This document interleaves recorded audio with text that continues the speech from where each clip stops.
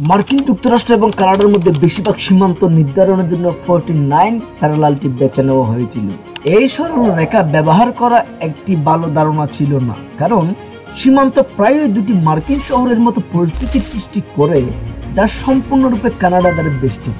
মিনেসোটার উত্তরতম শহর angle inland মাত্র 54 জন লোকের বাড়ি, মার্কিন যুক্তরাষ্ট্র থেকে সম্পূর্ণ বিচ্ছিন্ন।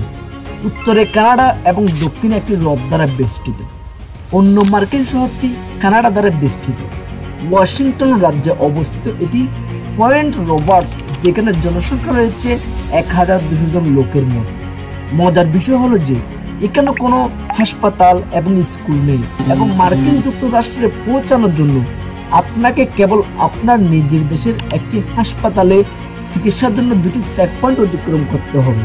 আরও একটি মজার বিষয় হলো ইস্টার্ন স্টেটে 49তম প্যারালালটি এই রাস্তার ঠিক মাঝখানে চলে এবং রাস্তা অতিক্রম করা অবৈধ সীমান্ত ক্রসিং হিসেবে বিবেচিত হতে পারে।